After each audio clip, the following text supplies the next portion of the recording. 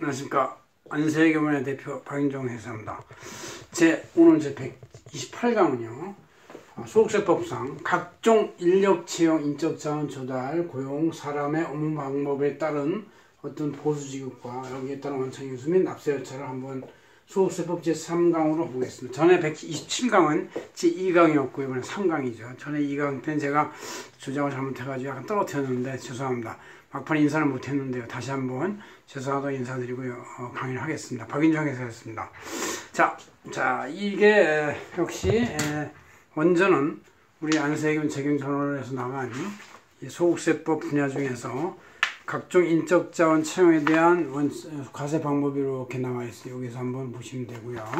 이거에 대해서 보안 페이지가 또 뒤에 이렇게 잘 나와 있습니다. 두 페이지를 병합해서 한꺼번에 강의를 하겠습니다. 이건 뭐 이런 강의를 여러 번 걸쳐 나가면 지루해하기 때문에 제가 속전속결로 하는 것이죠. 자, 먼저 제일 중요한 거 우리가 127강 때 다 했죠. 근로소득이다.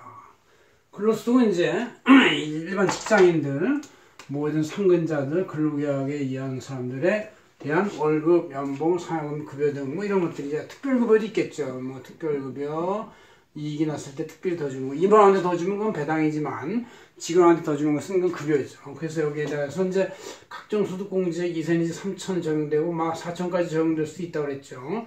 그래서 이제 나오는 과세 표준에 대해서 6%부터 42% 곱하기 여기다 1.1배 이렇게 된다고 그랬고 원천 영수증과 급여 대상이 있다 이런 얘기죠. 자, 근로소득에 따라서 나오는 소득이 퇴직소득이에요. 물론 이제 1년 이상 근로를 해야만 퇴직금을 받을 권리가 있지만 뭐 그래서 1년 미만은 계속 계약을 경신한다고 하는 데도 있는데 그럴 때 이제 총액 연봉 계약일 경우 그렇고 대부분의 경우는 정상적인 경우는 퇴직금이 있어요. 그래서 근로계약 종료 시에 나오는 게 퇴직금이다. 그래서 이제 보통 사규나 퇴직급여 규정이 있고 아니면 이제 세법에도 좀 있긴 있어요. 그 다음에 퇴직연금에 가입하는 경우도 많이 있고. 그래서 퇴직소득은 이제 이 단연간의 누적소득이죠. 매년 1년 단위로 퇴직하는 사람도 있겠지만 뭐 그런 사람이 몇 명이나 있겠어요. 대부분 한 직장에 5년, 10년, 우리 때는 뭐 30년, 50년 이런 사람도 있었습니다. 이렇게 돼서 연도별로 이거를 계산 공제하고 연분 환산해서 여기서 빼요. 100%부터 작은 돈은 100% 빼고 35%까지 공제해 주니까 퇴직소득에 대해서 옛날에는 되게 세금이 작았는데 요새는 이제 꽤 많이 올렸기 때문에 꽤 세금이 됩니다. 퇴직금이 한 1, 20%쯤 되고 있어요. 옛날에는 한 5% 미만이었는데 이제는 한 1, 20% 된다 이런 얘기고 어쨌든 퇴직소득 원칙 영수증이 있고 이 근로소득하고는 별도로 분류된다. 왜? 이 별도로 분류되는 게 굉장히 중요한 게 별도로 분류 안 되면 근로소득에서 이렇게 올라가가지고 누진세율 적용되는데 갑자기 퇴직소득이 여기서 붙어버리면 최고세율을 확 다 과세해버리니까 이 분류라는 개념은 대단히 중요한 것이다. 그런 얘기죠. 별도로 근로소득과 달리 본다. 같은 근로자한테 퇴직한테 주는 것이지만 누적소득이기 때문에 한꺼번에 세율을 맞으면 이게 40% 그냥 맞아버리니까 안 되죠. 그래서 이거를 다시 별도로 분류해서 다시 이렇게 해가지고 다단계 누진세율이 올라가게 해서 한다. 그런 뜻이죠. 그 다음 이제 이게 정규직에 대해서 누구나 정규직이 되고 싶어 하죠. 그러나 아직 그 정규직이 되기 전에 아니면 또 정규직을 하기 어려운 그 하루당의 일에 대해서 급여를 주는 직업들이 좀 있습니다. 건설 현장이나 이럴 때 이런 근로소득이라고 하는데 이런 것은 하루별로 급여를 계산해서 한다. 그래서 뭐 알바 천국, 알바가 그럴 수도 있고 어쨌든 하루에 악정 일당에 대해서 일수를 곱하는데 하루당 15만 원을 공제해요. 그래서 하루 일당에 15만 원이면 세금이 없고 15만 원마다 조금 더 높으면 이제 그때는 차액에 대해서 6%에 대해서 45%밖에 안 되기 때문에 이게 얼마 안 돼요. 사실 20만 원을 받는다고 치면 빼기 15만 원은 5만 원 곱하기 6% 하니까 5, 6, 4, 3천 원 곱하기 45% 하니까 3, 4, 12, 1200원 정도, 1300원 정도 낸다. 20만 원 벌면. 물론 더 벌면 조금씩 더 올라가겠지만, 이럴 경우는 이제, 그래도 뭐 2, 3천 원밖에 안 돼요. 그래도 이 받는 사람한테는 야, 왔다, 지하철비인데 그게 얼마나 큰 건데 하고 생각할 수 있다. 많이 들었습니다. 이런 걸로 급여대장 명세에 비춰야 되고, 명세를 매출해야 한다. 그런 얘기죠. 자, 이런 근로자 말고 이것은 이제 그래도 일종의 근로의 개념이에요. 그래서 근로하고 해서 약간 종속적 고용, 현장에서 당연히 보스의 말을 들어야 되고 현장 작업자, 감독자의 말을 들어야 되겠죠. 그러나 사업소득은 이제 독립적인 신분에서 일을 하는 것이다. 얘기예요. 독립적 신분. 그래서 독립적 고용관계, 비상금, 시적급, 외부 전문관계약, 소집수당, 보험 모집인, 은행 모집인, 금융설계사, 뭐 이런 사람들이 바로 이제 이런 사업소득을 받는 사람들이고, 요새 뭐 가끔가다 사회이사도 다 그렇게 받기도 하고 그렇다는데, 왜냐하면 이제 너무 근로계약을 하면 회사도 부담되고 본인도 부담되니까 그냥 좀 부담을 적게 하기 위해서 이렇게 사업소득을 해가지고 일정액 주고 그냥 원천 인수를 한다. 그래서 이제 인센티브라고도 볼 수 있고, 계약된 자원보수.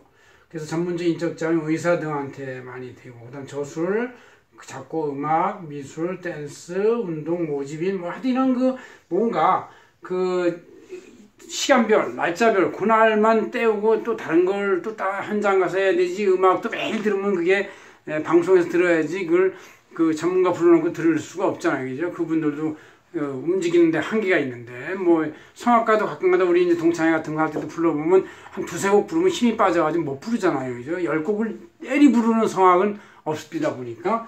그거는 이제 유행가는 10곡 부를 수 있어요. 그러나 이제 성악은 더 힘을 줘야 되기 때문에 못 불러요. 그래서 이런 분들이 이제 받는 것이 사업소득이다.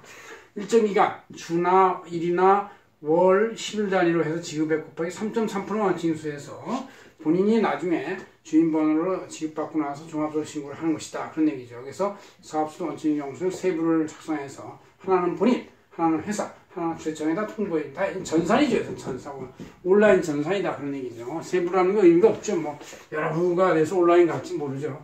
하지만 어쨌든 한 건. 자, 그다음 기타 소득. 기타를 쳐서 나온 소득은 아니고 그냥 여기에 근로소득과 퇴직소득과 사업소득과 아니 분류가 안 된 건 기타 소득이라고 해요. 열거된 것은 이제 책정된 부수에 대해서 총 지급액 산업재산권 양도도 여기에 속하는데, 회사한테 자기의 재산권이나 특허권 양도 같은 거 할 때 이제 여기 해당이 되고, 총 지급액의 70%만 소득으로 70%를 비용으로 보고 30%만 과세를 해요. 그러니까 30%만 과세하니까 30%에 대해 22% 하니까 6.6%만 원칙인수한다. 이 70%가 비용으로 인정했어요. 옛날엔 80%였는데 이제 이거를 점점 줄여가는 추세입니다. 앞으로 60% 줄 겁니다. 기타도 원칙인수를 작성해서 한다는 얘기죠. 열거 안 된 것, 일시적 기타적 인적용 소득에 대해서는 독립적 비정기적으로 보고, 복권 당첨 소득 같은 이런 것들은 그냥 총 지급액의 옛날 법정 필요경비를 80%로 보고 나머지 20%에 대해서만 20%에 대해서 20% 하니까 4.4%만 징수 하는 것이죠. 그래서 이 기타 소득에는 6.6% 하는 것과 4.4% 하는 것이 있는데, 6.6% 하는 것은 약간 이 근로성이 강한, 노력성이 강한 것이고, 4.4% 하는 것은 그야말로 일시적, 우발적, 그냥 뭐 행운권, 그러니까 이런 것들을 이렇게 하고 있습니다. 자, 이거 말고 또 이제 우리가 유흥업소에 봉사료라는 게 있잖아요. 봉사료, 팁, 서비스업의 팁인데, 이게 생계에서 기재금액의 10 내지 20% 내금액인데, 이거를 이제 별도로 매출에서 띄워가지고 봉사료라는 개념으로 해서 봉사료 금액의 5.5%를 원칙인수해서 지급명세를 작성한다. 이런 얘기죠. 이것은 이제 이걸로 하면 끝날 거예요. 더 이상 종합소득 신고할 필요 없이 5%만 내세요. 5.5%만 내세요. 그런 뜻입니다. 그 다음에 이제 이건 여태까지 이거는 다 땀 흘린 능동적 소득이라고 볼 수 있죠. 능동소득, 그러나 이제 이자 배당은 이제 수동소득이죠. 금융소득으로서 영업은 원칙인수와 14%, 여기다 이제 입점입하니까 14.5%, 그래도 꽤 내는 거예요. 14.5% 정도면 기본적으로 내는 것이고, 금융소득 2천만 원까지는 분리가 되지만 2천만 원 초과부터는 종합합산이 돼가지고 여기는 능동소득하고 합산해가지고 내니까 꽤 세금이 올라갈 수가 있어요. 나중에 30% 40%도 올라가니까 그때는 14%만 냈지만 15% 더 내야 되는 것이 생길 수가 있다. 그런 얘기예요. 이거 말고 이제 이건 다 종속적, 이런 정기적, 이런 그 근로적 개념이 있는데, 이거 말고 이제 사업자의 독립으로 해서 생겨서 끊는 사람. 여기 이제 백화점에 있는 점장들, 또 백화점 매장 관리자, 아니면 뭐 기타 여러 가지 거래자들이 다 상대방한테 사업자 등록 좀 해오세요. 나는 근로계약 맺기 싫습니다. 왜냐면 이제 노사 문제도 생기고 종업원 단체 문제가 생기기 때문에 그런 걸 싫어하는 많은 유통점이나 이런 체인점 이런 데서 이제 사업자 등록을 원하기 때문에 독립된 사업자가 돼서 이들이 사업자 등록을 하고 세금을 끊어주면 상대방 부가 10%까지 해서 지급하고 이제 매출세액을 내고 상대방 매입세 공제를 받고, 그래서 전자 매출과 매입이 후세청 전산명에 그대로 100% 그대로 들어가는 그런 거래가 돼서 이 독립다. 이거 이제 개인이 사업자일 수도 있고 법인이 될 수도 있고 두 가지 다 있습니다. 그래서 이렇게 해서 독립사업자에 대한 소득까지 지급이 되면 우리가 이제 소득세법상 어떤 형태의 활동에 대해서도 어떤 기업이나 개인이 상대방의 용역을 사고 인력을 사고 인적 자원을 활용하고 고용을 하고 사람에 대해서 일을 시켜서 업무 활용할 때 보수 지급에 대한 모든 것이 여기 통합이 되는 것이죠. 다 이 안에 있습니다.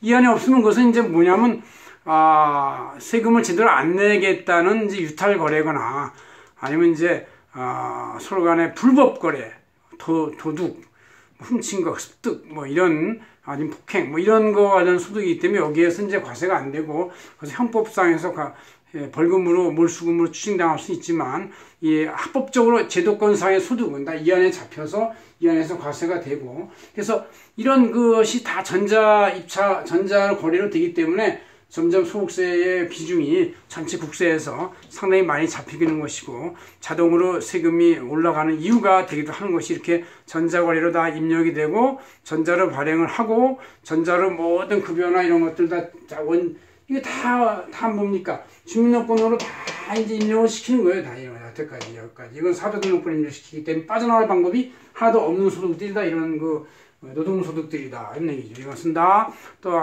회사의 회계 투명에 의해서 재무상태표하고 손익계산서에 전부 다 100% 반영이 되는 거기 때문에 각자가 뭐 있는 대로 이제 신고할 수밖에 없는 시대가 되었습니다. 그래서 그 1년에 이제 종합소득 신고할 5월이나 근로소 연말정산할 2월쯤 되면 자기 이름으로 구세청에 홈택스에 들어가면 쫙 떠 있습니다. 그래서 자기도 모르는 게 팍 떠 있는데 나중에 기억해보면 진실이더라. 그런 얘기죠. 그래서 여러분들이 자신의 모든 소득이 구세청 정산망에 다 떠 있다는 걸 염두에 두시고 소득세 신고에 임해 주셔야 합법적 세금이 되지. 그렇지 않으면 나중에 실제 유탈된 금액보다 더 큰 가산세, 거기다 미납부 가산세, 가소진과세 뭐 이런 거 다 치면 그냥 배보다 배꼽이 더 큰 세금이 더 부과될 수도 있기 때문에 철저히 유념해야 되겠다. 그런 말씀입니다. 고맙습니다. 박윤정 회사였습니다.